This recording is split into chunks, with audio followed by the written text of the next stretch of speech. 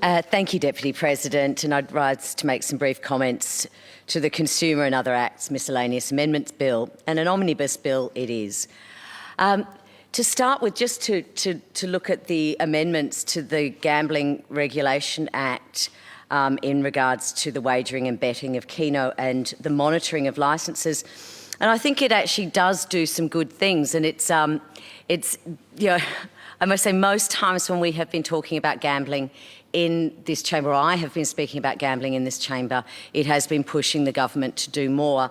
But I think this does go to, this goes some way into protecting under 18s from having access to gambling facilities. It goes some way into curbing money laundering.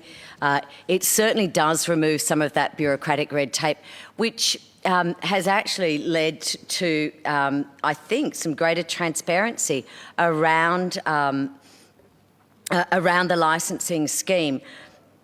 Obviously, I would love to see it go further, but I was pleased to see that this is also giving the Minister power to issue harm minimisation directions, and I would hope that the Minister takes advantage of that position that this bill gives the Minister.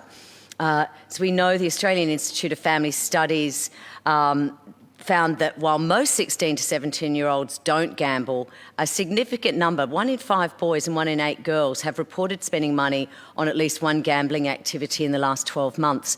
So it is important that we do look at ways to address this amongst young people. We know the scourge that problem gambling has on our community. We know that the effect that problem gambling has, and I would again implore the government to do more to assist those problem gamblers. I'm pleased to see the ability to introduce some harm minimisation, but I would love to see a reduction in cashless gaming, a reduction in, or enabling maximum bet per spins to $1. Reducing the trading hours of poker machine venues. We saw during last year that millions and millions and millions of dollars were saved in households because they didn't go to poker machine places because they were shut. And we would love to see a reset here where we did show concern for the effects that gambling has on many people and on their lives. And so there are small things to do, but I am pleased to see that there is that this bill does introduce some greater transparency. But over the long term, let's see if we can decouple the Victorian government from poker machine revenue. The other area of this bill that I'd like to make some quick comments on is on the reforms to the Residential Tenancies Act, and I completely concur with my colleague Mr Hayes in that this was a missed opportunity in rooming houses, and certainly as being the chair of the homelessness inquiry, we are hearing terrible, tragic stories of people living in incredibly unsuitable accommodation, and that being rooming houses. And the last resort that these houses have, so these are some of our most vulnerable people being forced into some of the most unsuitable and often most dangerous forms of housing. To make it even worse, we're paying for it. So we, through the various schemes that we provide in our homelessness services, we are actually paying for our most vulnerable community members to go into rooming houses that are not properly regulated. I know we have made attempts and I know we have tried to improve that, but as Mr Hayes said, I think this was a missed opportunity. And the same goes for Part 4A parks.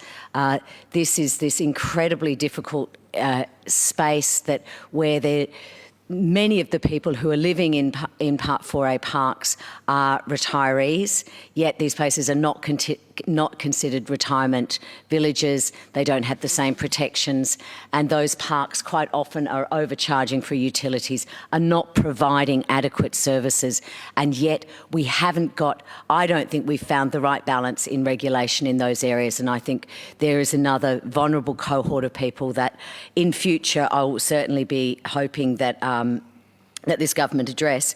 But I think this is important that this Act provides the means for victims of family violence to exit leases without financial penalty. Again, as you are, Deputy President, we are both members of the inquiry into homelessness, and we have heard time and time again that family violence is one of the main causes of homelessness in Victoria.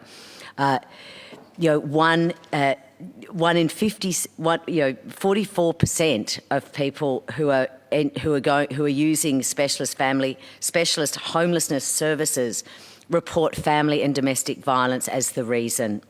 That Australian Housing and Urban Research Institute has suggested that those domestic violence support programs cannot compensate for the absence of affordable and suitable housing, and there is very little there's very little that we can do from crisis into stable and secure accommodation. And I think enabling people to exit those leases more quickly is one way to do it. I would suggest one of the other areas that we had heard during the inquiry is that for many people, family violence actually does damage to the house that they're renting.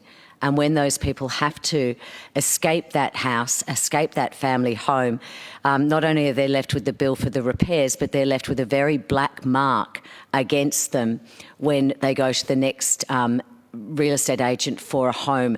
And I'm not to preempt the report for the inquiry, but I think it's certainly, we have heard time and time again that we need to do more to assist with survivors and victims of family violence to find stable, long-term accommodation.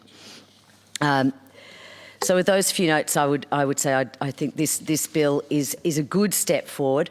I would certainly like to see us through tenancy legislation, through a variety of levers that governments have, focus on early interventions to identify and support those at risk of homelessness, look at coordinated multi-agency and well-funded responses for homelessness. And this is, I'm really speaking from the Reason Party's Bible on this area. We'd love to see the appointment of a Victorian Commissioner for Homelessness. And I think